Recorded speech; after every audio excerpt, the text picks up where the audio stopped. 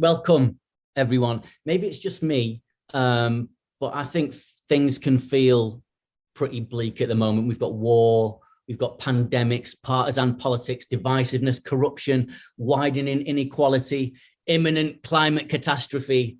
We're addicted to technology that feeds off our worst feelings and impulses. At the beginning of this excellent anthology of ideas, Val McDermid and Joe Sharp ask us to take a deep breath, shut out the angry chaos of modern life for a moment, and imagine a country that we'd actually want to live in.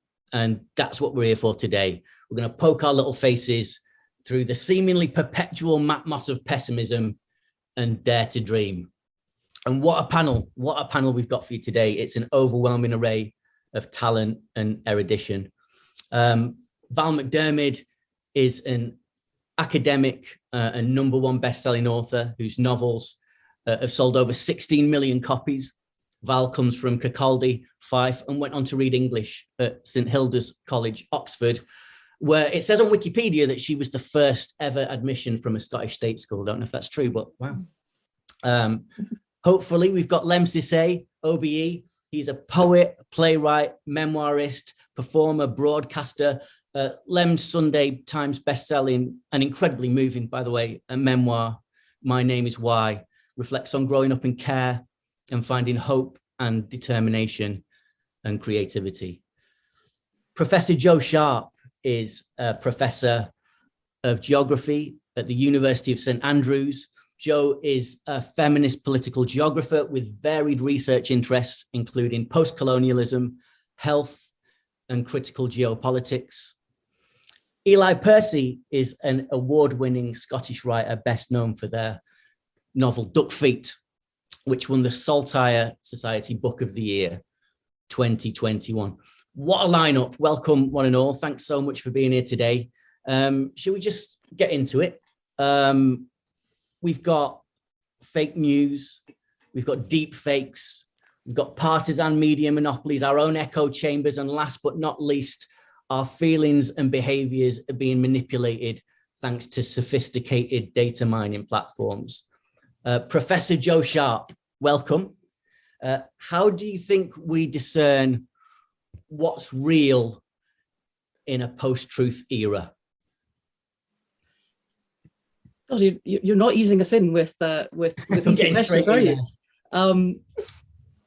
Before I answer that, thank you so much for inviting me, and thanks for this opportunity to talk about these ideas. It's a real privilege to be here. How do we know the truth?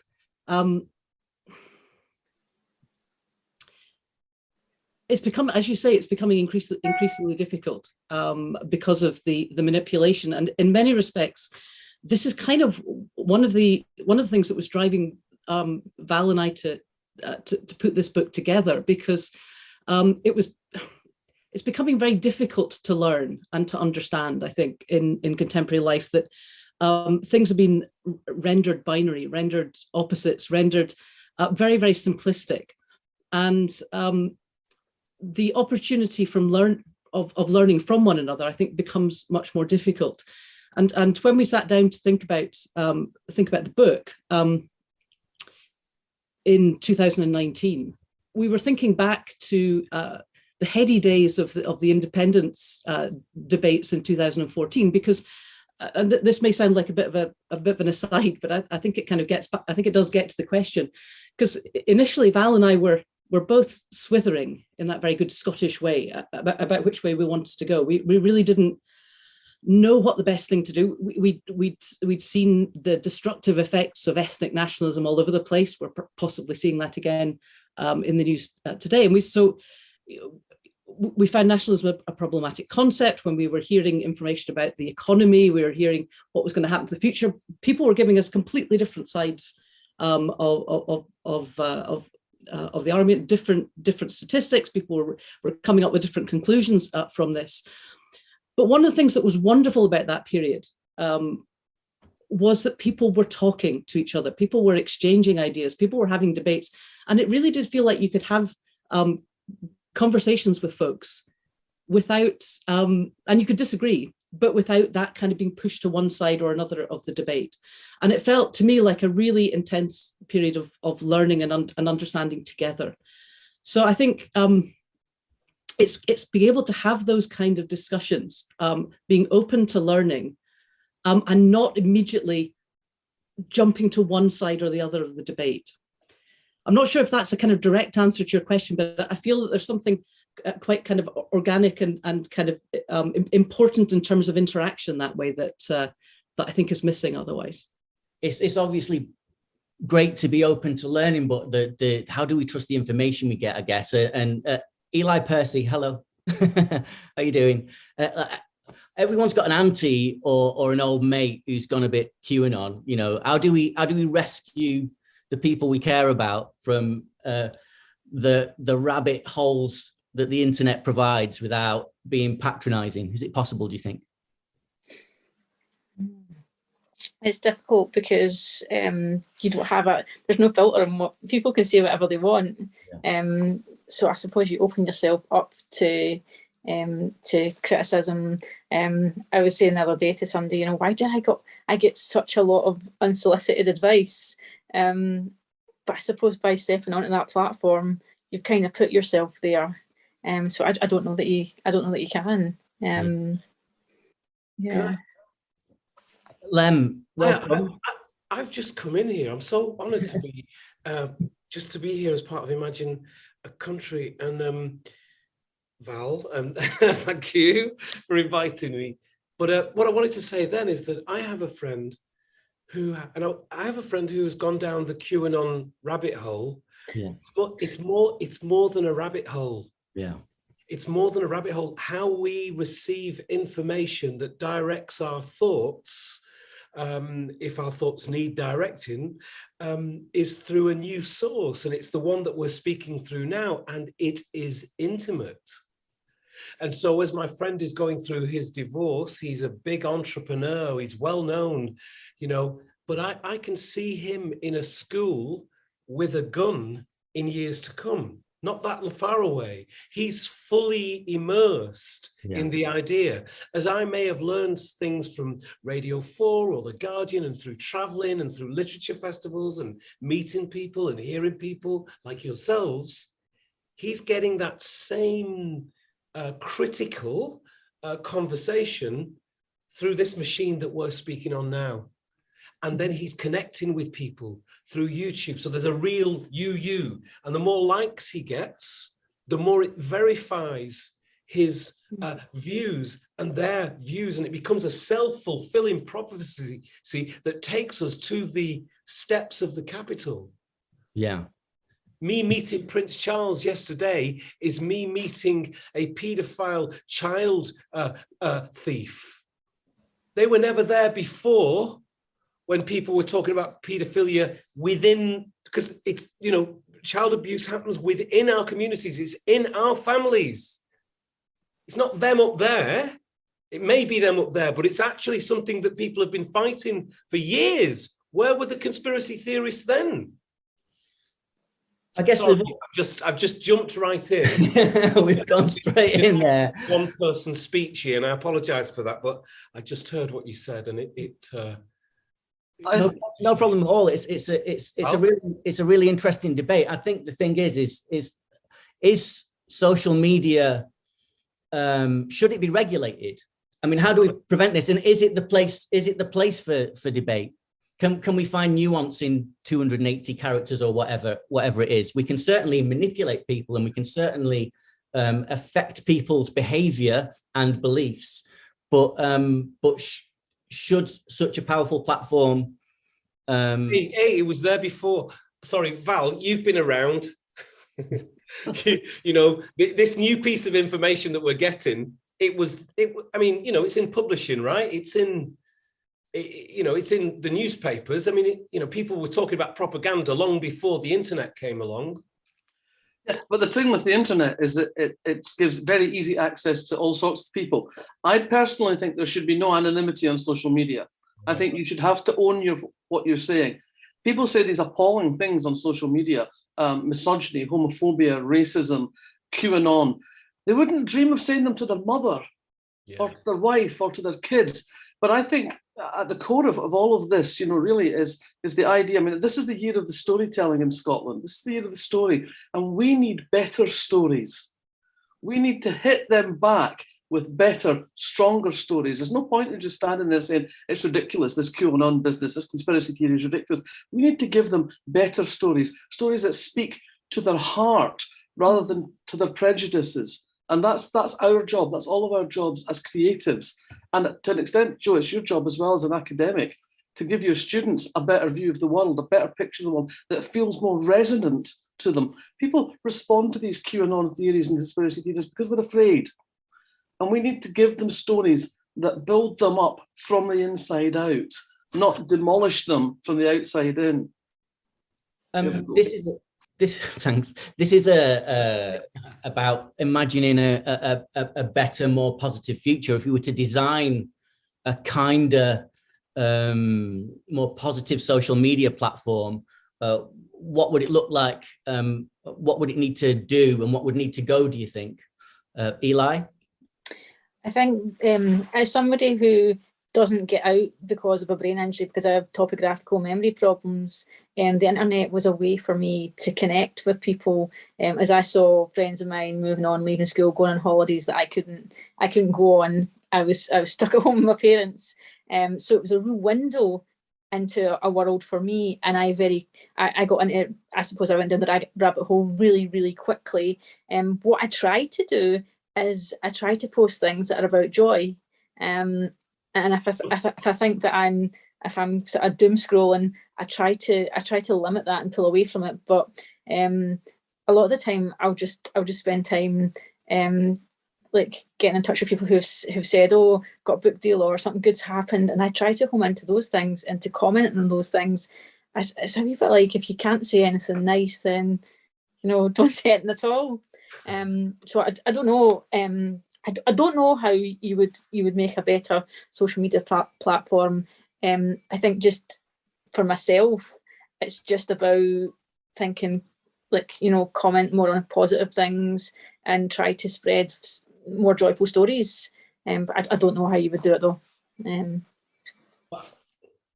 Lem, yeah, go for it. I think those answers have just been said now, and one of them was to stories from the inside out, not the outside in, and the other one was joy. And even when you came to the end of talking about joy, then Ellie, you said, and then you said, you said something like, I don't know, that's what I do, as if it was a lesser thing to like something specifically, to click that like button specifically because you enjoyed something.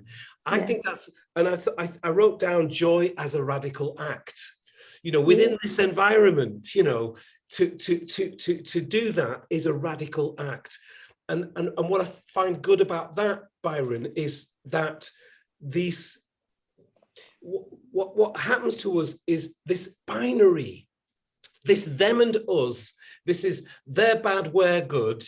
This black, white, actually even male, female. What's happening really interestingly with gender, from what I've seen, is the idea of non-binary, is the idea that well, I'm out of my league now, but I'll keep speaking. But is the idea that nuance is the human condition, and that the binary idea is actually anti-human, and it is very institutional. So what you seem to be speaking about, of the joy as a radical act, changing people from stories from the inside out rather than the outside in, is a non-binary approach and a human approach. And it is an attack on the, well, you wouldn't even call it far right anymore, but on the QAnon thought processes that try to separate us with imagined conditions and then control our thoughts. This is fascinating, if you don't mind me, enjoying it. Loving that you're enjoying it. I guess I'm not an academic. No, me neither. me neither. Well, speaking of, you know what? Speaking of that, can I just check? Are we a working class panel here? But I don't trust the working class, to be honest. But yeah. Discuss. The reason I wanted to check is because it's unusual, and I wanted to maybe talk about class for a bit as well. Sorry, Joe, you. No, I'm not. And I feel it's something I have to apologize for now. But I come from a very middle class background, and in many respects that stopped me challenging a lot of the things that I think I would have done if I'd had a different background. And I think yeah, but I can't. I'm not going to try claiming a background that I don't have. But you've learned a lot. You've come a long way. I've just got an overwhelming desire to take your lunch money now. You wouldn't be the first. but it's good that we've got all perspectives on here anyway. I wanted to talk about class. Val, you went from a working class environment to Oxford. Do you ever get imposter syndrome, like in that transitional period? And if so, how did you combat it? Well, I think every single woman I know has imposter syndrome. We all feel that we shouldn't be doing what we're doing, that somehow we've snuck in through the back door and somebody's going to take it all away from us. But I was very lucky. I was brought up in a household. My dad was a great lover of Robert Burns, the poetry of Robert Burns. He was a member of the Bow Hill People's Burns Club, which was an organisation of working class men who used to meet every couple of weeks in the back room of a pub and read the poems of Robert Burns and sing the songs of Robert Burns. So the mantra I grew up with was a man's a man for all that. Yes. I grew up to believe that I was as good as anybody else and to call no man my master. And so I went to Oxford and I didn't have a chip on my shoulder. I knew other working class people at Oxford who were kind of waiting to take offence, were ready and poised to be offended. And I didn't really feel like that. I just thought, I'm here because I deserve to be. I'm not here because anybody's doing me a favour.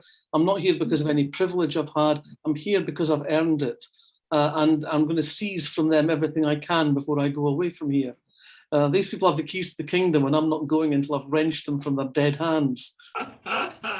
I think our formative experiences affect us all differently, doesn't it? And poverty can certainly breed insecurity in children when you turn up at school and you know on non-uniform day and you're wearing, in my case, my big sister's new romantic hand-me-downs. Yes. And the wrong kind of trainers and stuff. That stuff can feed into you in later life. Yeah.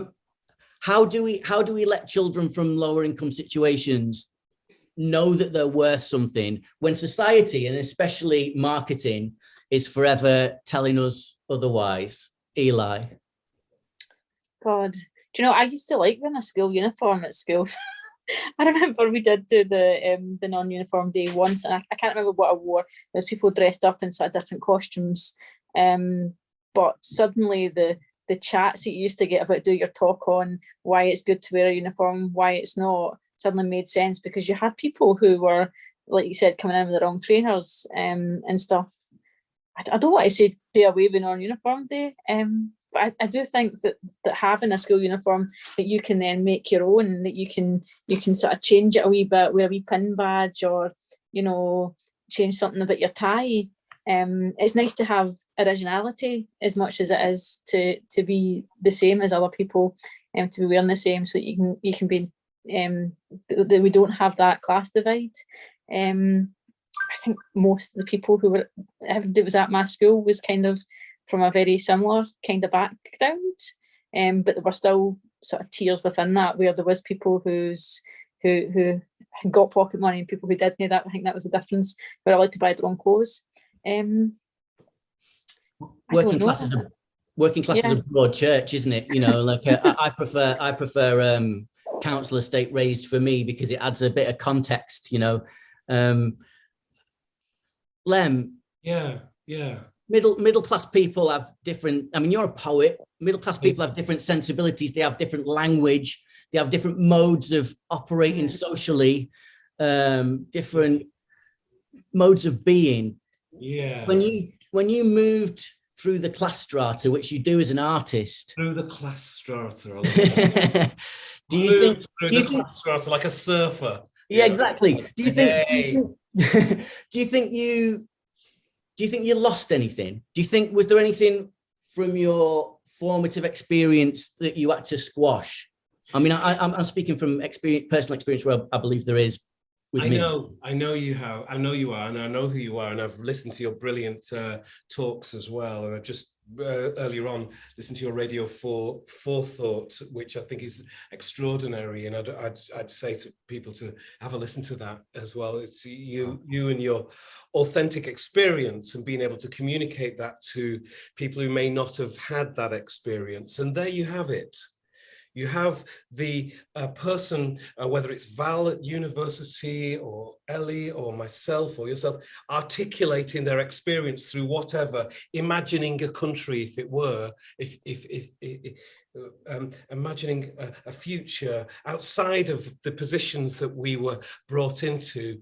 And the moment you do that, you almost separate yourself from the working class story that you, at the moment I do that, I kind of have separated or grown, but I've forgotten, haven't I, that actually growth is part of the human condition period.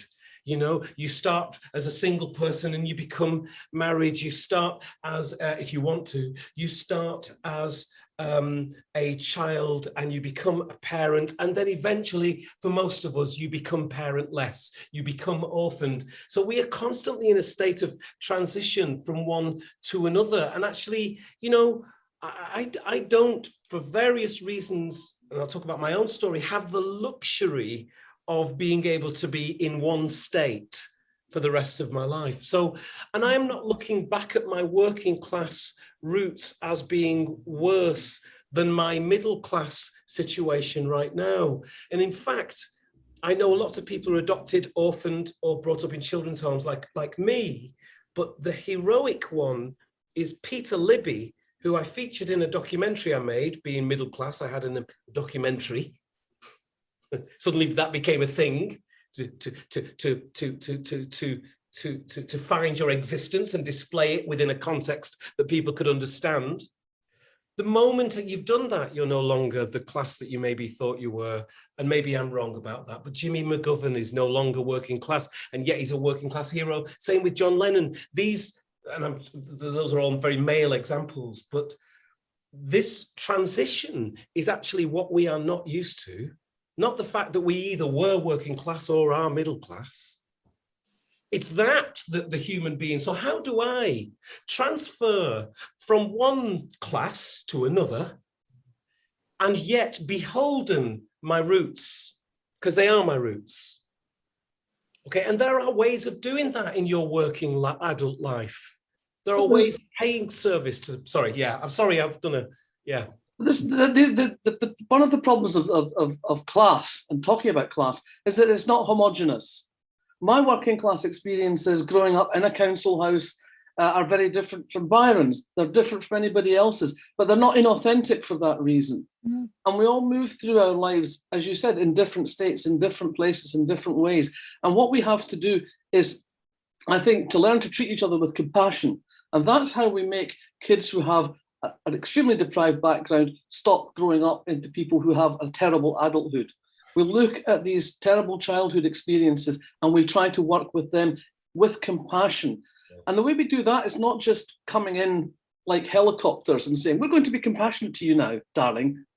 The way we do that is to work with all the kids in the class, not just the ones who have got the deprivation index. We work with all the kids to say, you're all equal. You have to understand his life. She has to understand your life. They have to understand each other's lives. And right from the start, if we adopt that principle, and that is essentially the principle that lies at the heart of Community Justice Scotland, as far as I understand it, is we treat people as individuals. We look at the things that have made them the lives they have now, at what has pushed them into the corners that they're in.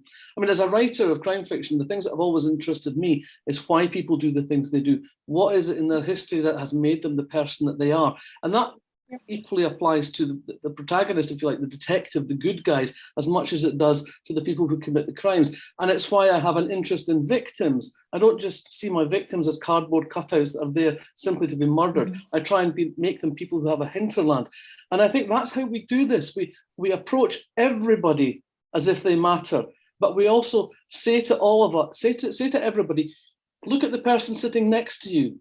Talk to them, find out about their life, find out what matters to them. What is the thing that makes them get out of bed in the morning? What is the thing that makes them cry? What is the thing that makes them laugh? And ultimately, what we have to focus on is hope. This is one of the reasons I love Ali Smith's work so much. Every time I read Ali Smith, I come away from it bursting with hope and possibility. And it makes me examine the things in my own life. And if we can find a way to inject what we're giving our kids with hope, with the idea that life might be shit right now, but you have hope that it will get better, that it will get different. And I think these are the kind of things that we need to focus on, instead of like slicing up the class issue into, is your working class experience more authentic than mine? What do we even mean by authentic? I think the kind of issues the kind of practice that we need to adopt is a universal one. Yeah, we know what the picture looks like in the arts and literature in terms of people from lower income backgrounds.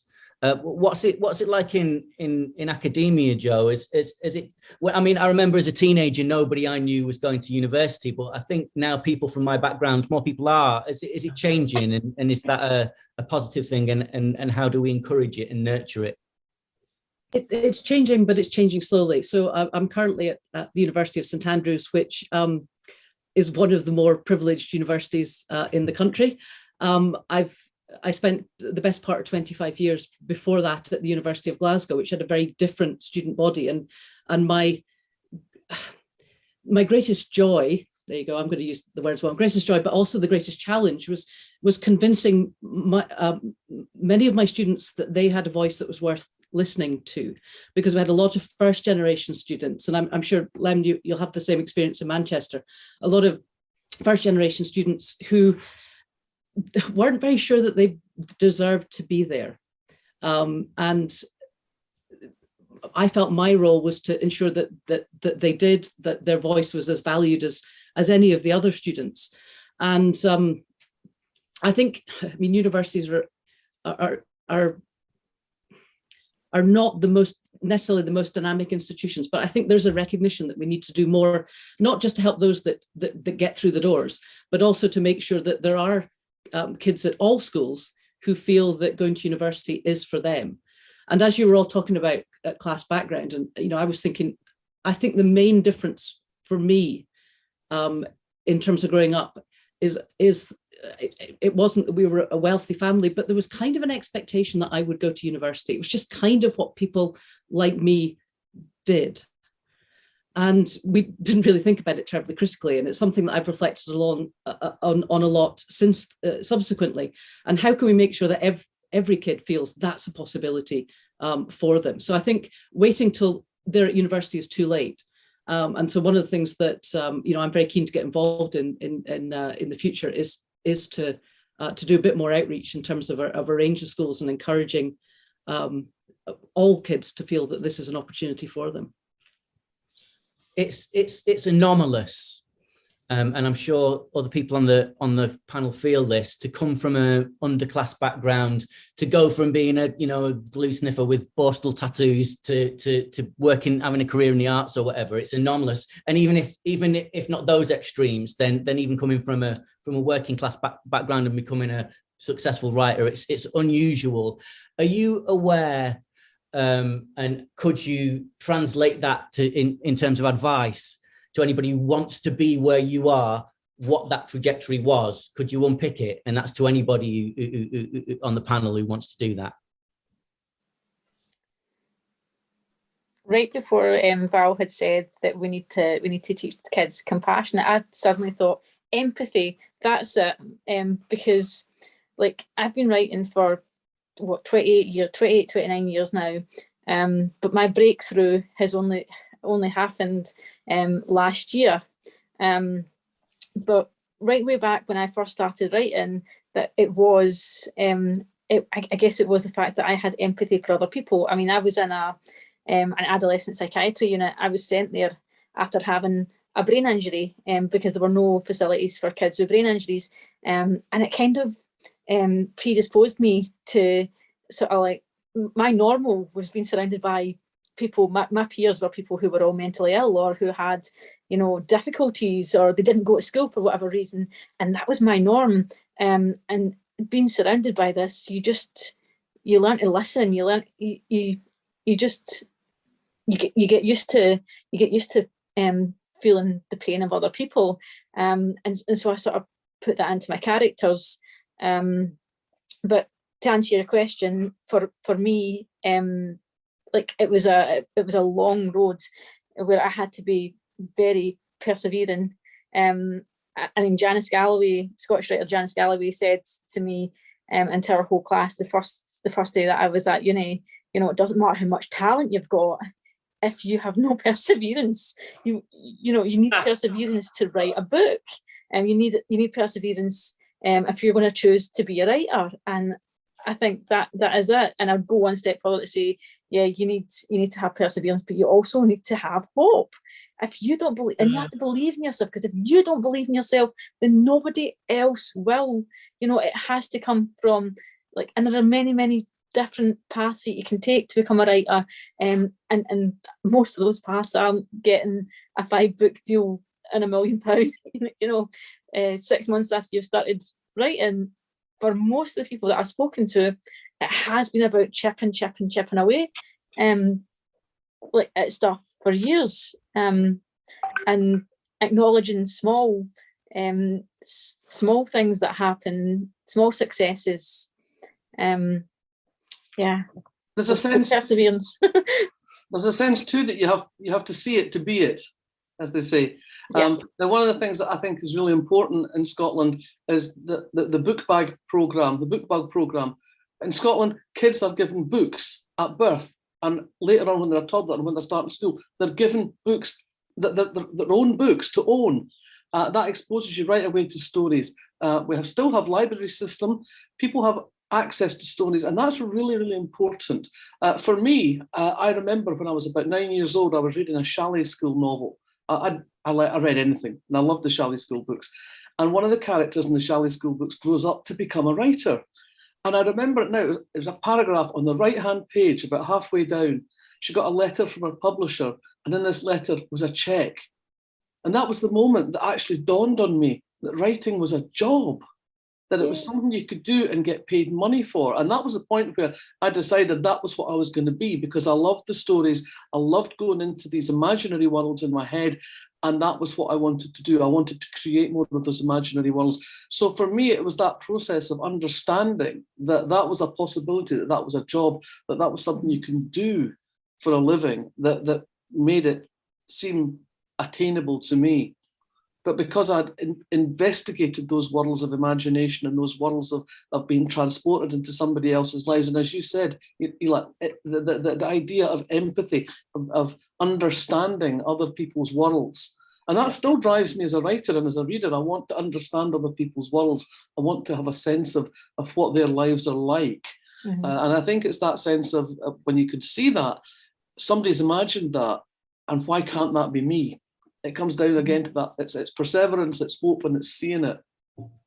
I think there is no better way to engender empathy in people than to give them a really good narrative, a strong narrative that feeds their emotions. My Name is Why is very much like that. People will connect to it and understand it, and there's a difference between intellectually understanding something and feeling something. And I think that's what we're able to do as writers, hopefully, is make people feel in a way that brings disparate elements closer to each other and builds bridges.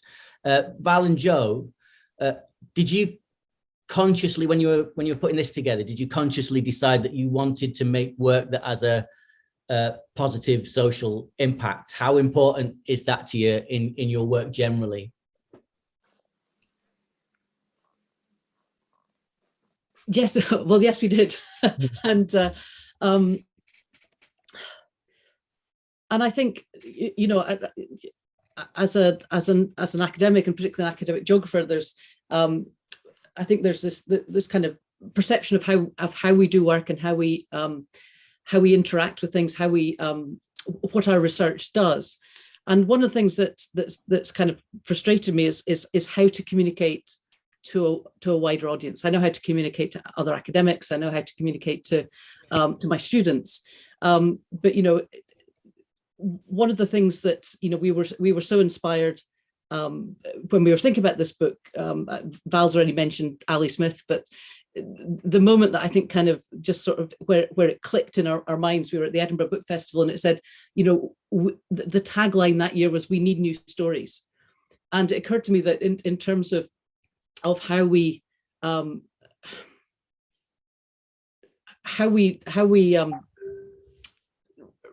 write work, how we sort of stimulate these conversations, needs to be done with more imagination, and needs to try and reach different audiences, to try and reach different sorts of people. And you know, Val does this in all sorts of ways with her work. And it was, you know, what happens if we get the two of us together in terms of thinking about that kind of imagination, plus thinking about particular sort of social issues as well. It also felt like a time when there was a lot of despair, a lot of negativity around, and as we were talking earlier about the whole binary and polarization of social media, that people just shouting at each other and not actually listening to each other anymore. And we wanted to create something where we gave people a small space to think about something that would make a difference in their lives. And that could be a big thing, it could be a little thing. And some of the things that came out of this were extraordinarily moving and in many ways very simple. I remember Stuart Cosgrove, the broadcaster and sports writer, talking about the importance of there not being anywhere for people could go to mourn a stillbirth or a miscarriage, and suggesting that we construct areas within our public parks, or areas of mourning where people could just go and be. And that had never even occurred to me as a possibility. There were lots of those little moments for me. And I thought, if we're going to talk about building a country that's different, if we're going to talk about making a difference for the future, we need to let people imagine. And we need to, as it were, hold the politicians' feet to the fire. We very deliberately chose not to ask politicians to contribute to this book because they have a platform and quite often they don't do very much with it. But we did deliver the book to every single member of the Scottish Parliament to make sure that they at least had the opportunity to know what people were imagining in this country that they were governing. But I think the other thing that we were keen to do is that we didn't want this to be seen as in any way sort of singular in its voice. And we were really determined to try and have something. I mean, we talk in the introduction that this should be you know, like coming across a number of different conversations in a pub or a cafe or in the street or something, rather than in any way this being an agenda. Because you know, when we're imagining the country that we want to be in, it's not a utopia in that singular sense, because that's always incredibly constraining of someone's utopia is another person's, you know, worst nightmare. And so what we tried to get as a diverse a range of political views within certain limits, I suppose, but together. We weren't looking for this to be, I say, in any sense, party political or narrow-minded, and the idea was that, you know, that it was the kind of multiplicity that we wanted to see at the heart of that change, and that respect for the different perspectives. And we just kind of ended up putting the contributions in alphabetically in the hope that someone would drop in to see a name that they knew and liked, read that bit, have their views sort of reinforced in the way I guess we might do in the social media bubble, but then turn the page and just come across a different voice, a different perspective, and keep reading, and then keep going. And we wanted to keep them short like that. And we know that some people during lockdown found it a really hopeful experience to read one a day and to kind of go through that experience. So it was kind of that multiplicity that we saw as being at the heart of the change and the politics there. In a very small way, we saw also as a kind of small antidote to the conspiracy theories. We wanted to present something that was better stories, that were different stories, that people would, I suppose, have their imagination tweaked to think maybe there's a different way of doing this that doesn't involve conspiracies and giant lizards inhabiting the White House. Lemn and Eli, you've both written about your personal history. Personally, I feel a little bit conflicted sometimes when I'm pushed into talking about issues that I've faced. On the one hand, I sort of resent it because I don't want to be the poster boy for addiction or for poverty or whatever else, whatever other mental health or whatever other issues. But then on the other hand, I have to talk about it. I have to, because if I don't, who isn't? And I am compelled to, because it's my formative stuff, you know. You've got two hands. Yeah. On one hand, I've got this, and on the other hand, you can't have any more hands then, can you? So how do you feel about that? Are you conflicted? And do you feel pressured? Is it what's the dynamic? Can I start with Eli and we'll come to you then, Lemn? Yeah, I mean, as a teenager, writing about how terrible I thought the world was, how misunderstood I felt, was really cathartic for me. I essentially wrote a memoir as a teenager. It was published a little bit later, and I got this story out about my brain injury, recovery, misdiagnosis, all that. And then what I found was I couldn't write about myself anymore after that. I did a blog for about a year, and it was excruciating. It was just as if I'd emptied myself out and I had nothing more. And I felt as though I should be writing about X, Y, and Z because there's so much more to say. My brain injury was 29 years ago, and I thought, God, there's so much has happened, but I, for some reason, could not do it. I just don't seem to be able to write non-fiction anymore. But I found a path in fiction. And last year, after I had published Duck Feet, while I was sort of redrafting it, my publishers and that had said, you're gonna, you've got this queer audience. Why is there not more queer characters? And I said, there's loads, but there are loads, but nobody would have come out in that time period. The time period in the novel was 2001 to 2007, and I can't have these. It wouldn't be authentic, and authenticity is really, really, really important to me. So what I said was I'll write some spin-offs. And one of the things that come up for me was, if I can't write about my brain injury or being non-binary or anything like that in non-fiction, well, I'll start acknowledging these things in my fiction. And I began writing short stories with characters that were non-binary or characters that didn't even have a gender. It's just not mentioned. There's I've written a few short stories with neurodivergent characters where I don't even say. I think there's one that I've written at Sci-Fi where one character claims that they've had a brain injury and they have amnesia, but you can get to the end of the story and you still don't know whether they have or not. They say they've been abducted by aliens and stuff like that. So you get to the end of the story and you do not know what's happened, what's true and what's not. Maybe they have been abducted by aliens. Maybe they have got amnesia. And I don't know. I just thought I'm not seeing non-binary characters in fiction that much. I'm not seeing characters that are neurodivergent in fiction. So I'll put my money where my mouth is and I will write them. Brill. Lemn, do you one of the things that struck me when I was reading your book was I imagined it could have been quite re-traumatizing, delving into that space. And I know from experience as well that during interviews and stuff, people can be very indelicate about our trauma once it's in the public domain. How did you look after yourself, and what advice have you got for people who are trying to change the world via the medium of their own story? Such a good question, because looking after yourself is really important in the middle of this, because what you're looking after ultimately is the gift that can help you articulate your story, but actually, and more importantly, the gift that can help you articulate anything.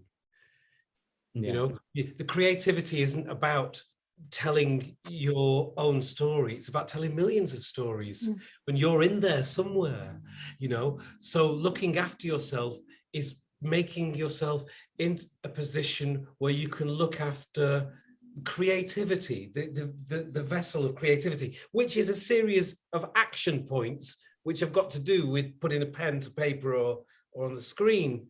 So looking after myself, and by the way, I wouldn't do interviews if they were messing me up.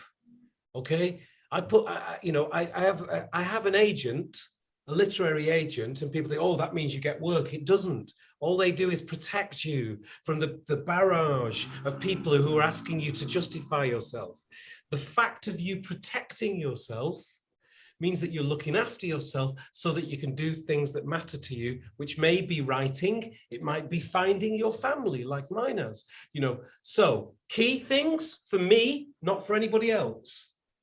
Number one, therapy. I needed a heck of a lot of therapy, and I still do, you know, and I have to share that with people, because I have to share the story outside of in an interview, because that's not where the therapy is. Do you know what? Therapy for me, it's not in writing either, because if it was, I wouldn't need a therapist. I'd just have a book on at the other side of the table.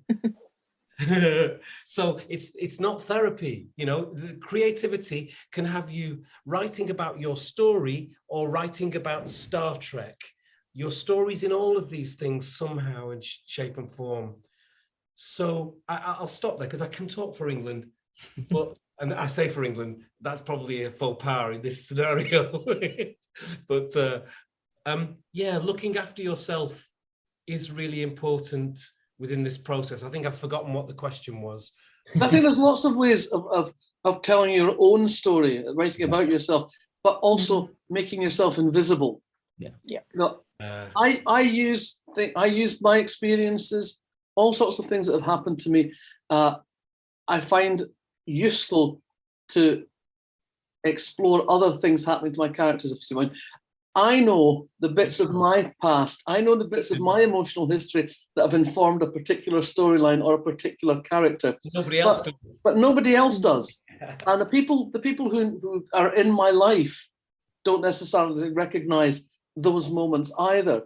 But it allows me to write with a kind of honesty and directness that I couldn't do if I was writing it as memoir or as an autobiographical process. So there's more than one way of communicating your story and your experience to the universe. And I don't think there's more value or more weight in one than the other if you do it all with honesty and directness and as we keep coming back to, with empathy, to understand how the experience that I found so important, how that affected the other people involved in it. So all of those things have to be communicated, and they can be communicated in ways that speak to readers without them necessarily knowing that it's the direct source of that. One of my best friends who left, who's grew up in care, ran one of your Christmas dinners, Lem, in Hackney. Yeah. Oh, you're muted. Which year? It'll have been a couple of years ago now. Okay. Pre-pandemic.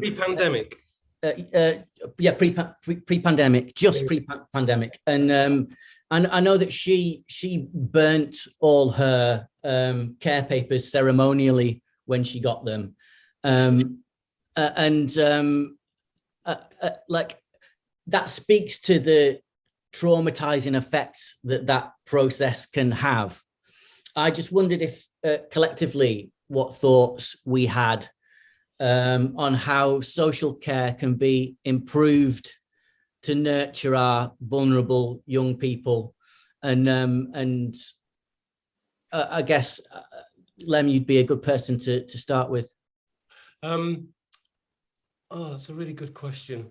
I mean, Scotland has just been under a review, which was finished a couple of years ago for children in care, a 3-year review to look at the entire care system for kids.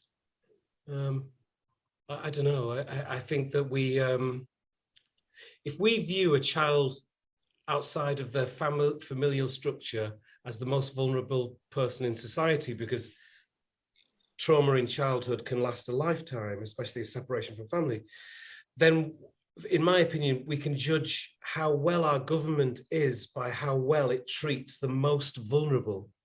So that's not to say that the most vulnerable need more care. It's to say that they are in need and that need needs to be served.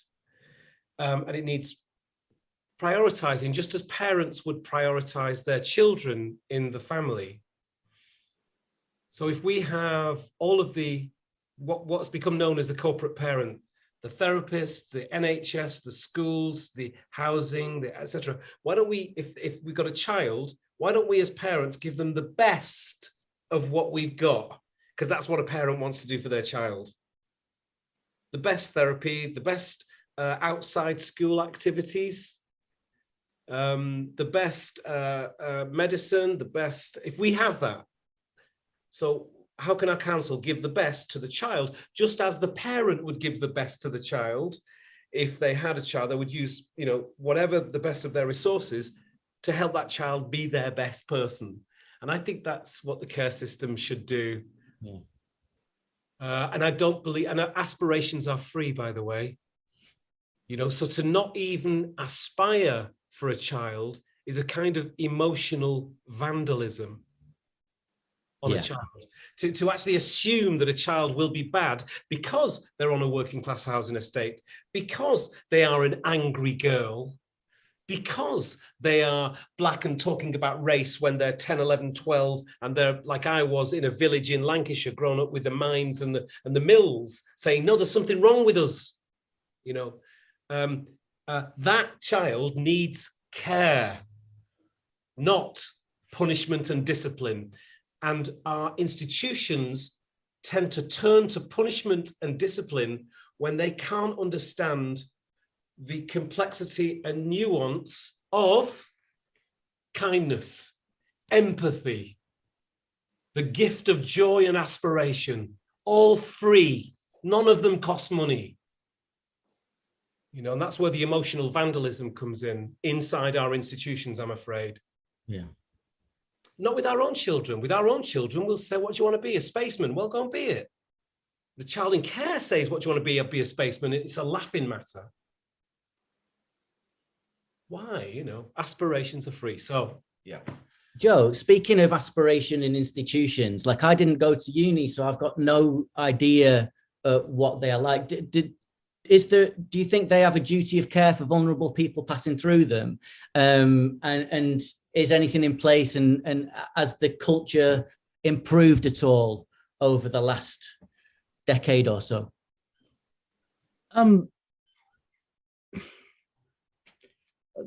Yes, we have a duty of care, and I know that there's still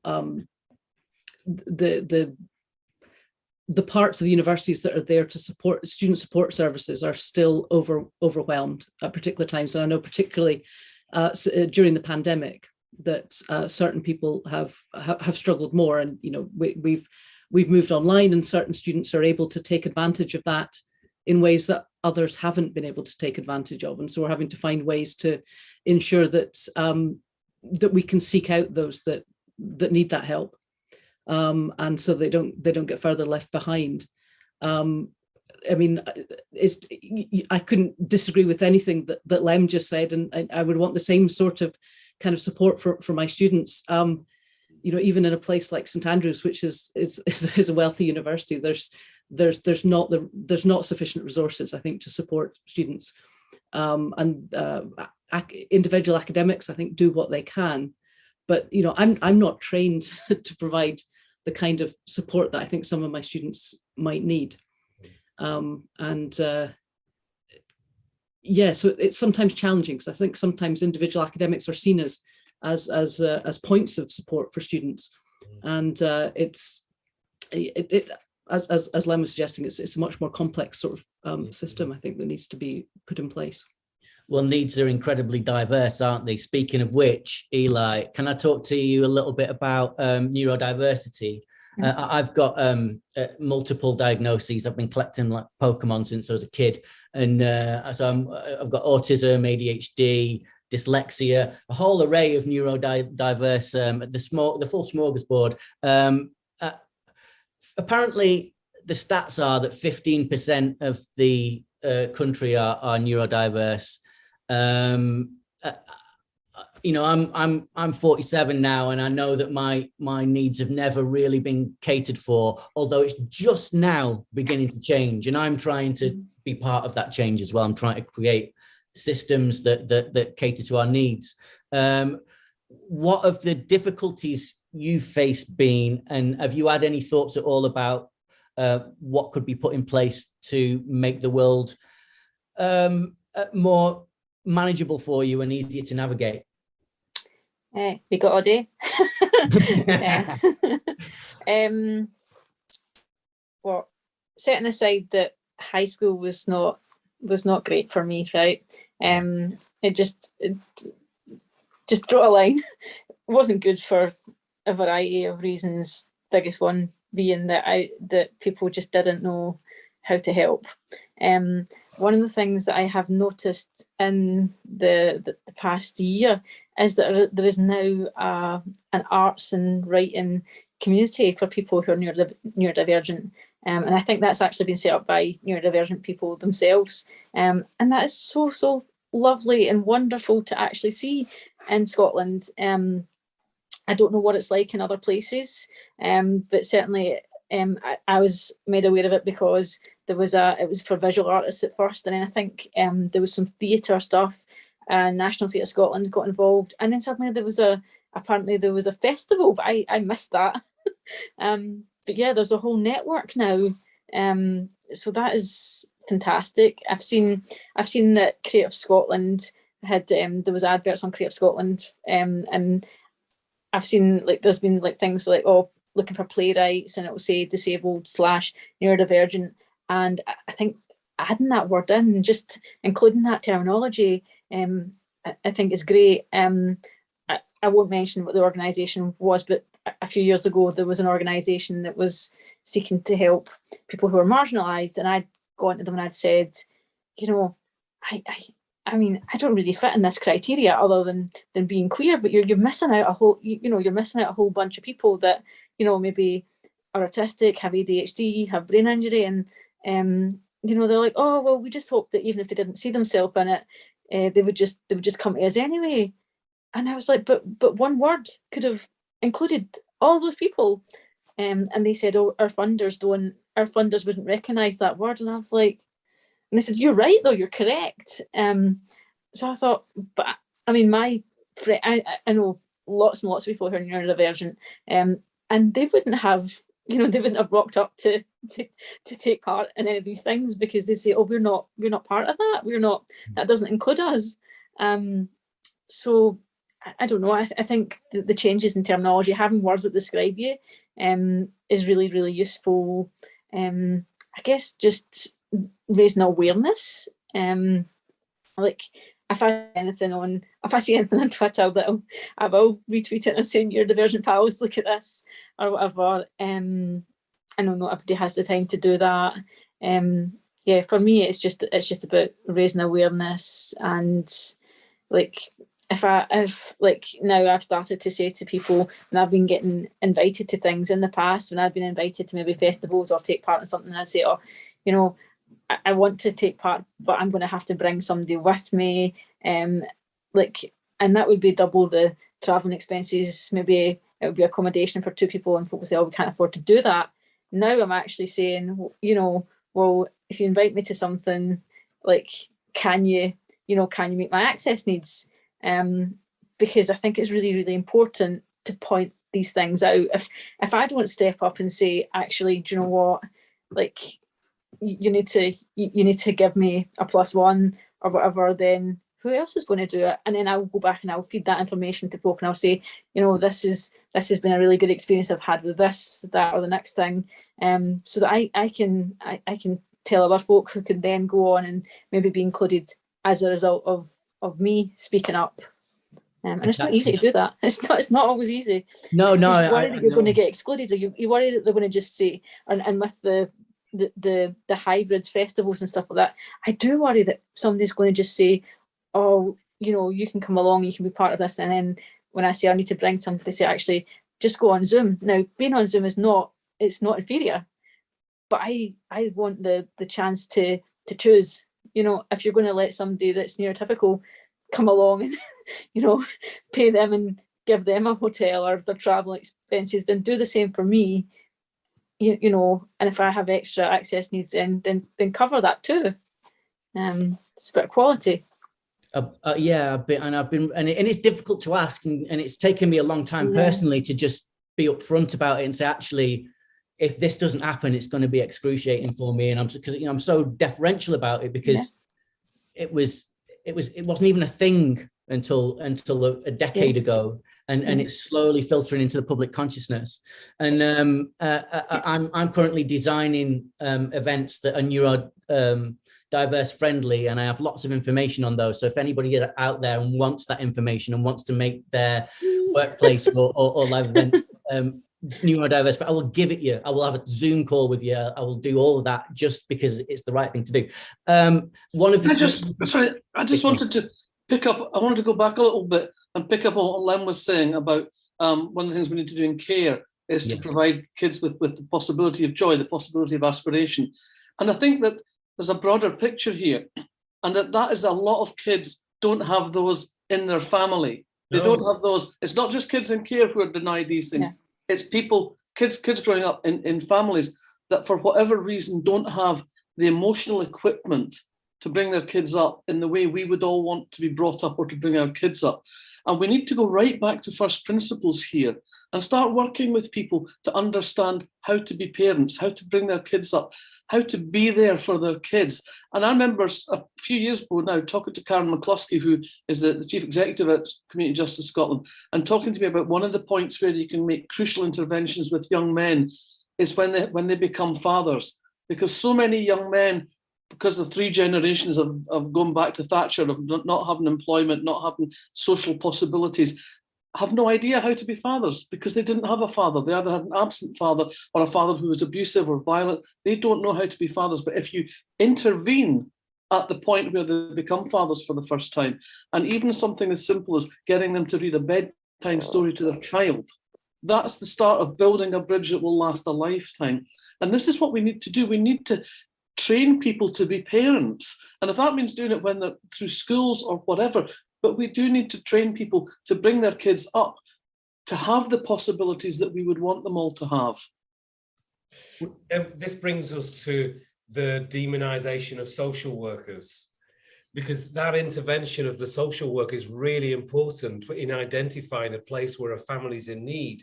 But this binary idea of a them and us, it stops that work from happening, Val. And it was World Social Work Day the other day, I had a bad experience in care, but it doesn't mean to say that I don't know how important the work that they do is. And it's right at that point that you're speaking about, that they need to have, we need to see them as really important people working on the front line of this issue, of working with fathers and families when they're in need, and social workers need to be given the training or the respect to do that work, I think, or partially to do that work, It's about ensuring the people on that front line understand that we have an issue where people look at the action instead of why the action's occurring, and then they pass judgment on a person because of the action rather than looking at the history behind it. And families are not perfect. Families are messy. That's the way it is. The promotion of the idea of what family is that they're perfect. They're not, they never were. We have all got people in our lives who could have been in the care system for one reason or another. but family doesn't want to admit that that is a possibility, that there was an abusive uncle, an abusive father, a separation, hospitalized parents, whatever. You know, children, this idea of a them and us is what actually allows that father to be in a position where he has no idea what to do other than to replicate the dysfunction above him. I'm just copying what you said, Val. It's being able to access that point is to get through the ridiculous idea that families are about perfection. They're not. They're as much about dysfunction as they are about function. I think that's what holds us back from solving a lot of those problems. Before, don't you mention my dad. Remember at school, you know, you say anything about my dad, it's fighting talk, or my mum, you know, with you know, as bad as your dad or mum might have been at the time, you know. Sorry, but yeah, it's good stuff. we you know, the thing about frontline staff is it's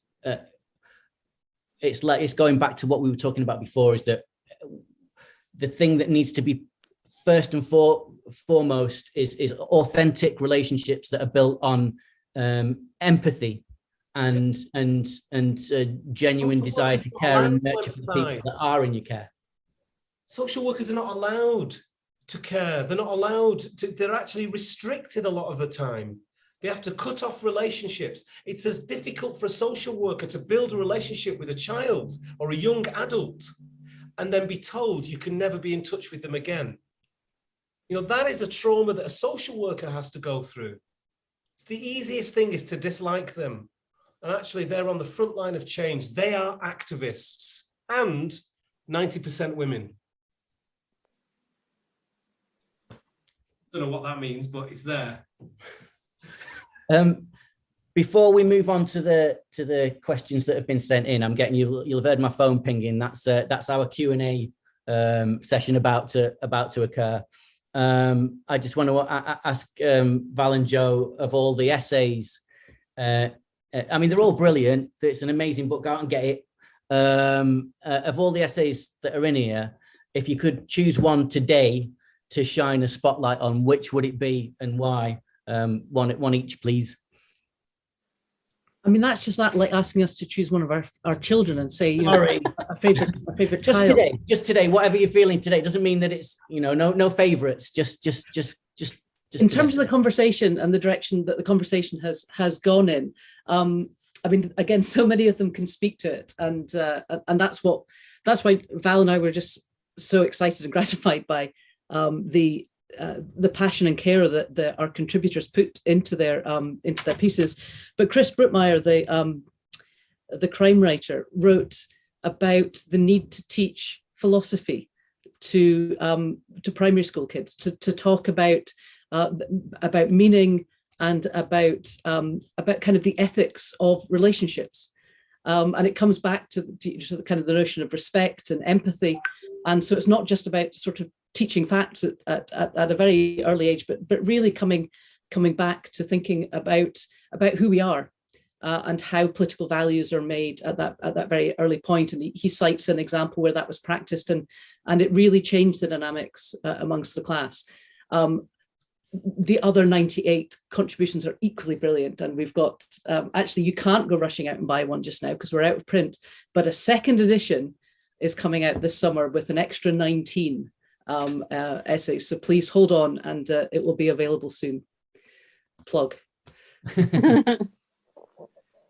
Let's give Val time to think about which is her favorite, and I think that's probably the best, but I'm going to do what my publisher always says you shouldn't do, and that's talk about what people can't get right now.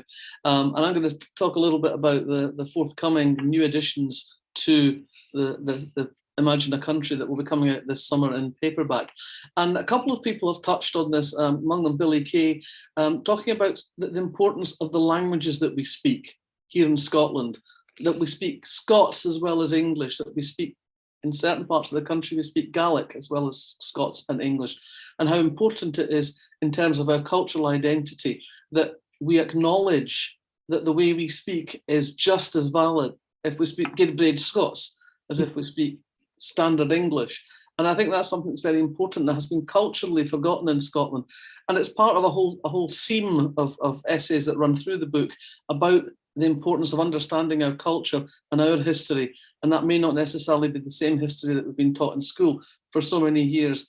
For example, we learned kind of effectively English history, and our own Scottish history was buried under a past that came from somewhere else. And so those are elements that I think are really important in the book, because they're about our identity. And in the world of Netflix, I think it's important that we understand our own cultural history and why that makes us different. It doesn't make us better, but it is identifiably ours. We're gonna throw over. Thank you. We're going to throw over to audience questions now. I've got an epic list here, and so I'm just going to start at the top. And it is a pertinent one. How do we get to a country where we have no need for substance misuse? Does anyone want to jump in on that? AA, NA. It works. Sorry. Just adopt all the ideas and imagine a country. Yeah. Yeah.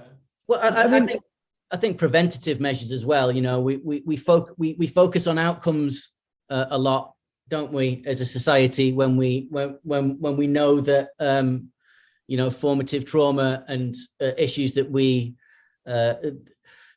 took on board when the foundations of ourselves were being built often lead to things like addiction. So my suggestion would be that we look after our children a bit better and with a bit more care and compassion, and we'd get less addiction. Anyone got anything to add to that?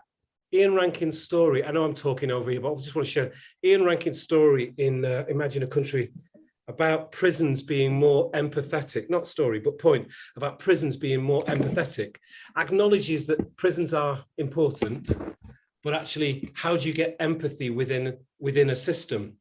And that's really a brilliant question to ask. That's one of the essays in the book. So I just wanted to say that to your comment. Has anybody got any thoughts about how we build in empathy into a historically cold and punitive system? It's a tough one. Aspirational, my friend, first. That's why actually it comes to remind me that Imagine a Country is really important, because everything has to be imagined before it's made real. Every building, the Scottish Parliament, everything has to be imagined before it's built real. Even democracy, the whole ideas of how we are have to be imagined first. Therefore, imagination is as important as the physical object of the computer we're looking through, because somebody had to imagine it was possible. So to imagine that empathy could be in the prison system is as important as the structure of putting it in it. I just want to actually bring in one example here of where empathy has worked within a prison. There's a project done last year called Socht Sonnets, which is done around the female wing at Socht Prison, which is basically getting prisoners to write poetry about the things that matter to them. Could be about their family, could be about their everyday life, it could be anything from their lives. They were encouraged to write these poems, and it was published. The people who were working with them crowdfunded it, and it was published as a book. And these people who, someone was tweeting the other day, someone who contributed to this anthology saying, I can now see a future that doesn't include prison.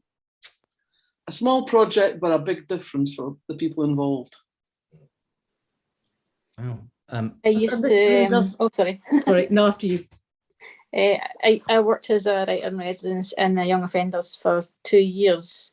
And I don't know what the wider sort of like prison community was like, but certainly the young men that I had, I was very proud to like be working with them, and I saw them grow a lot. And one particular thing that came into my head there when Lemn was talking was that there was a young guy, 16, 17, had wanted to join my class, and the other young men did not want him in the class. And I asked, well, why do you not want him in the class? And it turned out they said that this young guy would be offensive to me. I thought, Wow. and they said, oh, well, he's a racist and he's homophobic, and you know, he's really sexist, and he's just, you know, you won't like him. And I thought, it's really interesting that he would want to come into this class that has, you know, multiple black and brown young men and a couple of gay guys in the class. Why would he want to come into this class if he was, you know, racist and homophobic? And this young guy actually wrote me a letter to say that coming out of prison was a really good experience from him, because he used to be homophobic and racist because his dad told him that all gay people were paedophiles and the blacks were just coming at this country to steal our jobs. And he said he didn't know anybody who was gay or black. He lived in a completely white neighborhood, and he came into prison and realized that his dad was wrong. And I think it really changed his relationship with his father, because he confronted that. And I did let him in the class. I didn't ask him to write that letter, but it was really, really moving. And he wasn't in prison for very long. I think he'd only gotten a few months. It was a minor thing that he'd done. And it absolutely blew my mind that somebody would sit down and think, you know, I'm 16 and I've thought about these things and changed because of going to prison. But I think that had a lot to do with the people that he met in prison. Yeah, but that was just something that I remembered as a standout moment. That's an amazing story. It's amazing that kind of thing can happen in that environment. But is that I know I'm jumping in, but is that story you just told us, is that in any evaluatory procedure? You know, does anybody else know that story about the value of what you did in there for that one life? Only like the prison officers that were there, and the people who were in that class, because you know, as I said, he wasn't there for very long. He got out. He was, you know, but he was writing poetry. He was doing, you know, different bits of writing, and it just gives you hope, though, that you know, he was definitely under 18, because I think the under 18s had red jumpers, and I thought, this is great. He's you know, he's gotten something out of this, and I don't know if he would reoffend. I would hope that he wouldn't, you know, go back to prison. It's. Can I come in here, because I think, I mean, just tying what you said with what Lemn said, I mean, it's seeing prison somehow as separate from the rest of society, I think is probably problematic, because everything we've been talking about for the last hour or so is the kind of interconnectedness of all these different spaces, all these different institutions, all these different sort of ways of being. And I was thinking back to I watched the recording of last year's event, and Father Gregory Boyle saying that there was just this brilliant quote, the lethal absence of hope. And, you know, it's exactly this, that if we cannot imagine things differently, how on earth do we take those first steps to make change happen? And, you know, I've been very inspired by reading sort of Afrofuturism. I'm a sci-fi nerd, and so I've been reading Afrofuturist writers who say, you know, if we can't imagine ourselves in the future, you know, how can we have this kind of politics of change? And, you know, so often we're told the imagination is a luxury. It's trivial. It's, you know, we should be thinking about the economy. We should be thinking about real material things. And the imagination is so important. Val made this comment earlier, you know, how important libraries are. Why do you think the Tory government is trying to shut libraries down? Because the imagination is so important, because it gives us the opportunity to think differently. And, you know, when we put the first edition out, we thought, we asked people to be as imaginative as they could. And, you know, there were a few people that sort of said to us, well, that's all well and good, but it's all, you know, this is all just ridiculous imagination. And yet some of the things that seemed pie in the sky at the time, seemed kind of a step too far, have come to pass. Under the pandemic, we got to the situation that all homeless people for a certain period of time, we're supported, we're taken off the street because there was something that was seen as more important. It revealed the fact that homelessness is a choice rather than this kind of natural thing that's presented to us. Last year, 3 out of 4 of the Scottish parties talked about the possibility of a universal basic income instead of benefits, which was something that a number of our participants talked about. And so things do change, but if it isn't there, if people can't see it and read it and talk about it, how's it ever going to come to pass? So this notion of the imagination and avoiding the lethal absence of hope is so important. Thanks, Joe. I don't know who any of these questions are from, but they're great. How do we, that's social workers, support workers, community workers, etc., help people in the justice system identify and explore their talents to move away from a justice setting? I mean, didn't Ely, sorry, I've been saying your name wrong. It's Ely. Eli. Sorry, Eli. Sorry. That's all right. Call me Lemon. It happens. Yeah.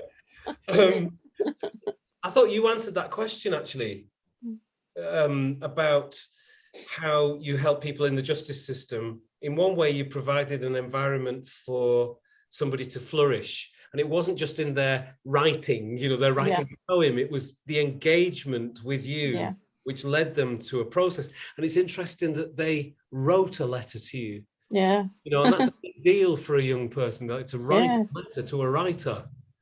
So I thought there was a partial answer there in creativity being one of the ways. And I like how the question framed justice system was interesting. But yeah.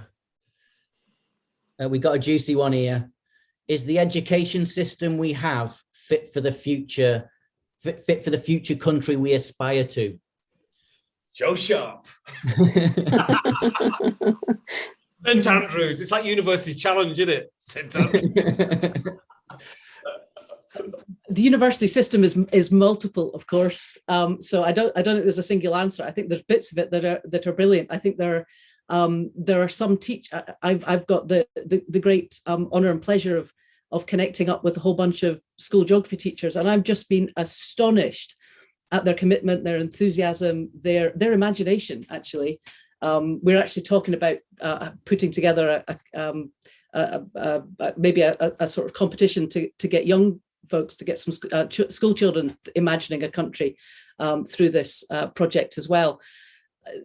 So there's a lot of brilliant education out there, but clearly there's an awful lot more that we can do. And I think far too much is taught to the exam, to the curriculum, and how do we make sure that, and it does come back to creativity and imagination. I'm in a subject that is always imagined very traditionally and very kind of full of facts and maps and dry things.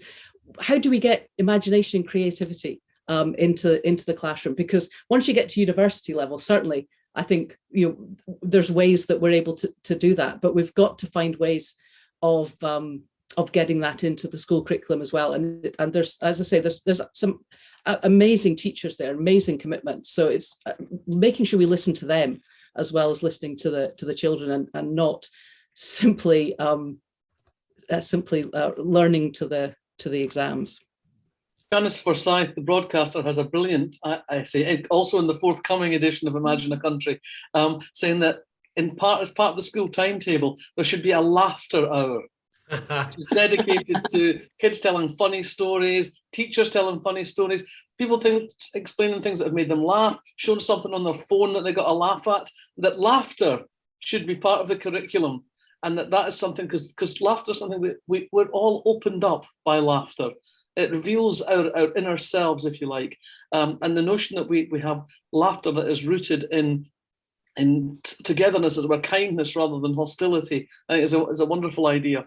Oh, I'm right behind that plan. Teachers across Scotland are expected to demonstrate a commitment to social justice. Any advice from the panel as to how they do that? Well, I did my first school visit at the start of this month with the Gay Straight Alliance, and it was such a good event that I was part of. I was really, really impressed, because you wouldn't get anything like that when I was at high school. There's no way that like NMD at my school would have gone along to something like that. And they were telling me a wee bit about it, about who could go and who couldn't, and they were saying you don't have to come out. You can just, you can just rock up if you want to know anything more about LGBT people. They do quizzes and stuff like that, and I thought, oh, this is wonderful. And the librarian and the teachers that were involved were they were just lovely, and they weren't. It didn't feel judgmental at all. It was just like everybody can come, anybody can come. That's it. And I thought that was brilliant. That was.